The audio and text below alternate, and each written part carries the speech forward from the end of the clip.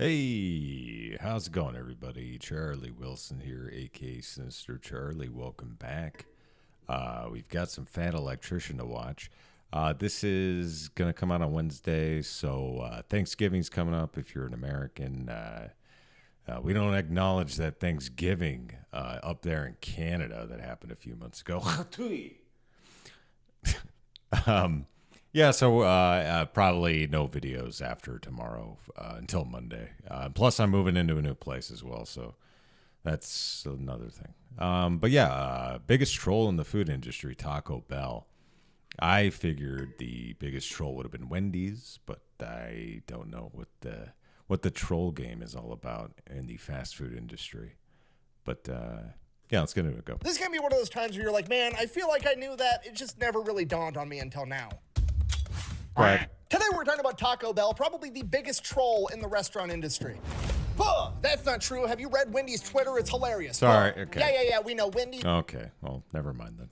has a funny Twitter where they clap back at people in the comment section. Okay, what I need you to understand is that Taco Bell has been out here actively trolling entire government agencies, and they've been doing it since back in the 90s before the internet made that shit easy. They're quite literally one of, if not the only pioneer of meme-style marketing. And we're gonna get into it right after word from our sponsor. This video is brought to you by Sheath. Okay, look, I'm not gonna overcomplicate this. It's underwear with a pocket inside so you can stick your junk in it so your balls aren't stuck to your thigh. Okay, I've got this piece of paper with this page of I want to get some of these. all this shit I'm supposed to read, like, oh, they have all these fancy new designs, like, yeah, that's cool. They're also the official underwear of the UFC, like, great. Okay, but look, here's the truth. You know who doesn't really need underwear to keep balls from sticking to their thigh? World-class athletes with six packs. Okay, you wanna know who does need this underwear? Bigger dudes that have been told at every doctor's appointment since they were like 11 that they needed to lose weight, and they just so happen to sweat anytime the temperature gets above 72, okay?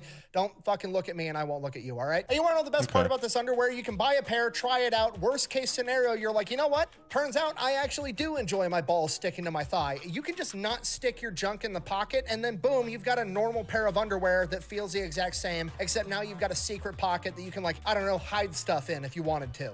Oh, and you can put your weed in there. So yeah, you absolutely need to try some Sheath underwear. You literally have nothing to lose. The worst case scenario is that you bought some underwear. The best case scenario is that you never have your balls stuck to your thigh ever again. I'm gonna have a link and a discount code down below. Let's get back to the video. Our story begins in 1948 with a young man by the name of Glenn Bell. See what they did there? Glenn Bell, Taco Yes, Bell. I Anyways, moving on. understand. Glenn Bell has just returned home from serving his country as a cook in the United States Marine Corps. Okay, right out of the gate, things are already starting to add up. I've said it once and I'll say it again. You don't call up the Marines unless you want something dead, broken, or pregnant, and I've known that Taco Bell was military food all along. But Glenn didn't start off by selling Mexican food right out of the gate. He actually opened up a hot dog stand in San Bernardino, California, known as Glenn's Drive-In. And things go absolutely awesome. They go so awesome that after a couple of years, he opens up a second location and expands into not only selling hot dogs, but also selling hamburgers. But then another restaurant comes into San Bernardino, California, and they're also just trying to sell a bunch of hamburgers, a little company called McDonald's. So Glenn decides, you know what, I'm not gonna try to out hamburger McDonald's. I'm gonna go ahead and make a slight alteration to my menu. I'm not gonna sell hot dogs and hamburgers anymore. I'm gonna start selling tacos. And my favorite little fun fact about this is that Taco Bell's taco sauce is actually Glenn Bell's original recipe for the chili in his chili dog. Oh. Wait a minute. That's it. Well. Einhorn is Finkel. Finkel is Einhorn. Einhorn is a man. Oh my God. 911, what's your emergency? Yeah, did you guys know that tacos are just Mexican hot dogs? Services for emergencies only? Yeah, I know, but hear me out. This explains why Taco Bell's original slogan was always think outside the bun. Holy She is suffering from the worst case of hemorrhoids I have ever seen.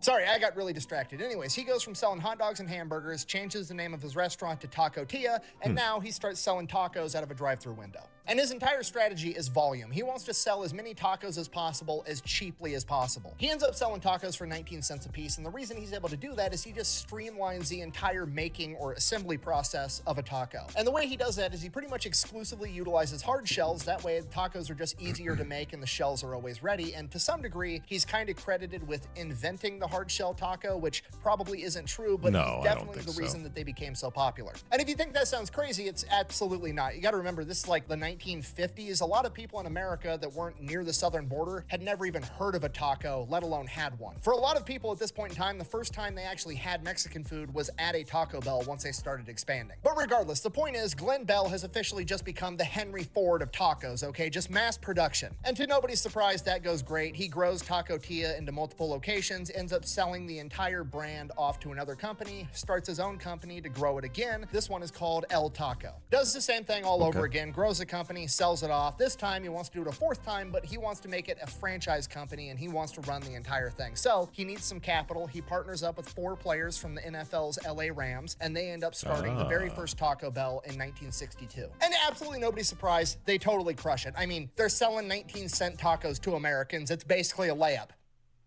in the NBA. Yeah, though. sure.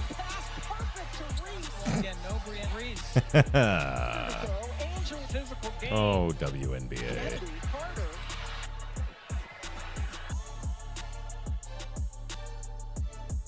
Those girls are so good. Why don't they get paid more? Anyways, within 5 years of being in business, they're doing so well that by 1967, other successful fast food franchises are looking to cut in to this fast food Mexican niche. So Pizza Hut actually starts their own restaurant called Taco Boy, ends up being a huge failure. They cannot out-taco the Bell. Okay, fast forward 10 more years, they crush it the entire time, and then in 1978, they actually do end up getting bought out by a larger company, Pepsi. Omelet sausage.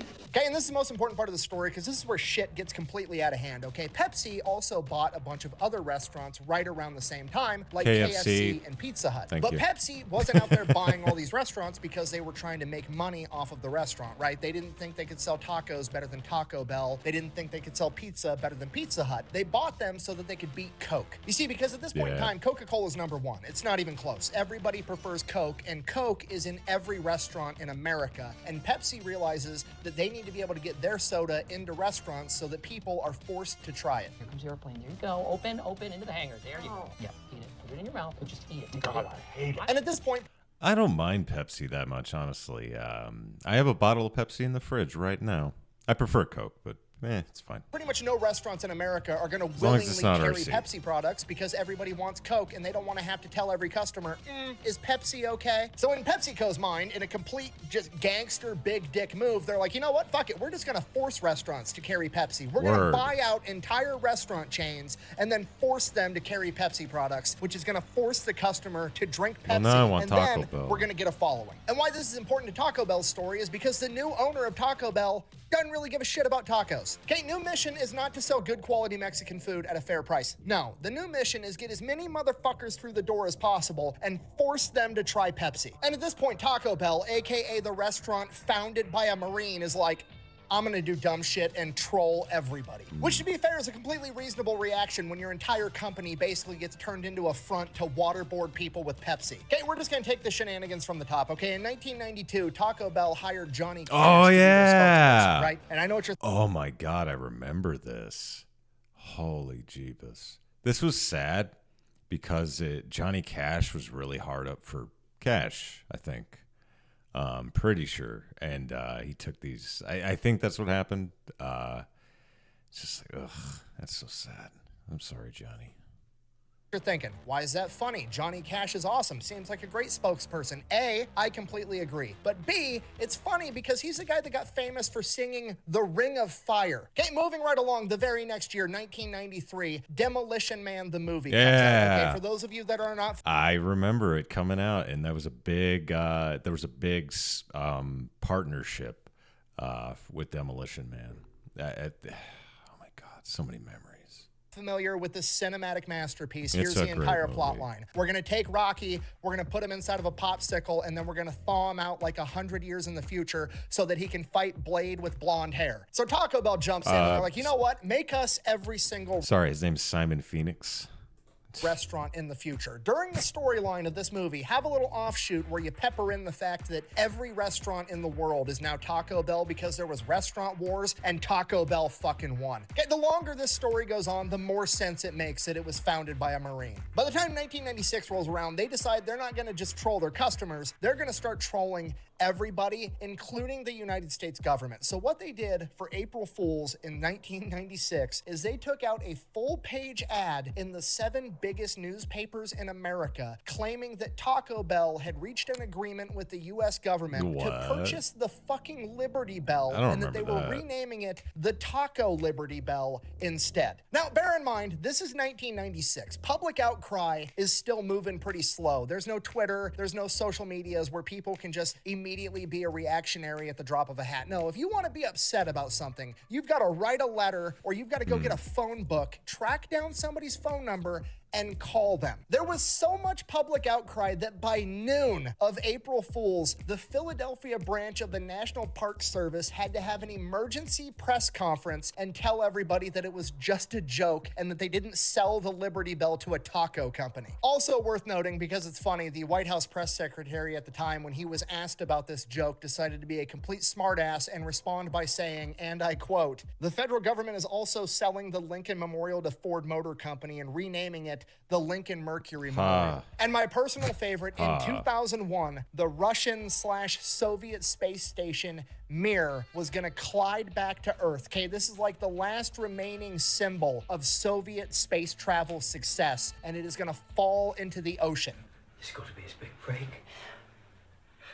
We've got to fuck with him. So Taco Bell is like, fuck it, we're gonna get a giant inflatable target and stick it in that part of the ocean with a big ass bullseye that says free tacos here. And if the Russians can manage to hit this fucking target with their space station, we're gonna give free tacos to everybody in America. Okay, this is why Pepsi's my favorite soda brand. Do I like the taste? No, but I just like how much they hate the USSR. Okay, for those of you a little fuzzy on the timeline, the USSR disbanded in 1991, right? 6 years later in 1997, Pizza Hut, the other restaurant owned by Pepsi, gets Mikhail Gorbachev, the former leader of the It's a great commercial, too. He'll probably show it. USSR, to appear in a Pizza Hut commercial to send the very clear, very loud message of communism can't out Pizza the Hut. And now, 4 years after that, the Mir space station, the last remaining symbol of Soviet success at literally anything, is about to fall out of orbit and collide with the planet, and a taco company is putting a giant target in outer space, offering free tacos to the entire country that beat them in the Cold War if they manage to hit this target with any remnants of this Soviet space station. Not only is this going to maximize the amount of people watching with anticipation as one of the last living memories of the Soviet Union dies, it's also one giant last middle finger letting them know, hey, we have complete confidence that you guys always miss. Which is exactly what happened. The Soviet space station did not have the target, probably because it wasn't at point blank facing a wall, and Taco Bell did not have to buy everyone in America a taco. So Taco Bell is just god tier level shit talking and trolling, but on top of that, they also have brilliant marketing ideas. My personal favorite and most infuriating, mostly because it didn't stick around, was in 2017, Taco Bell collaborated with Lyft to have a taco mode inside of their app. And what taco mode was is that when you got picked up by your Lyft driver, they would then immediately take you to the closest Taco Bell drive-thru, let you get food, and then take you home from the bar. Well, I guess. Yeah, that's all right. That's good marketing. Okay, I don't know how this feature didn't stick around longer. Maybe I'm in the minority, apparently, but this is exactly what I want, okay? I spent my entire childhood getting told don't talk to strangers. As a grown-ass adult, there's nothing I want more in my life than to be able to summon a stranger with my cell phone and have them take me to Taco Bell before dropping my drunk ass off at home. And you know what? I'm gonna order all the ridiculous shit they've had on the menu over the years, because remember, they're only there to push Pepsi products. They don't care about having good quality Mexican food, and that's why they've essentially turned their entire menu into a circus show. I love it. The entire menu is just like the shit that you would talk about with your buddies when you were like drunk or high. Like, bro, you know what would sound good if we made a quesadilla and then turned that quesadilla into the shell for a burrito? We'll call it the quesarito. Nice. Oh man, this crunch wrap sure is good. You know what would make it better if we replaced the hard shell tortilla on the inside with a giant fucking Cheez-It? And you know what? While we're at it, we might as well make the hard shell tacos shell a giant Dorito. Why not? So yeah, in conclusion, that is the story of Taco Bell. That time that a Marine came home from World War II, started a Mexican hot dog restaurant that somehow perfected the art of shit-talking, trolling, and creating weird menu items, all on its quest to force people to drink Pepsi. Thank you for watching. Best way to support the channel is go buy some merch. That zip up looks good. Electrician.com. Quack bang. Out. Taco Bell, I like it a lot. I eat it sometime. You know, for once, I know this video is super unhinged, but I feel like it's not my fault this time. Taco Bell, yeah. Taco Bell, gonna have tacos. Taco, taco, taco. Burrito, burrito, burrito. Taco and burritos. Okay. That's good. That's enough of that. Anyway, there you go. Taco Bell. Trolling. Good stuff. Again, I'm not going to be on. There won't be any videos or live streams till Monday. That's probably a 99% certainty. So if you're waiting for something to come out, probably not. But yeah, please like and subscribe down below. It makes me feel real good inside. Helps out the channel. Everybody's happy. So thank you very much for watching. If you got any suggestions, put them in the comments too. I always forget to say that. So thank you very much and bye.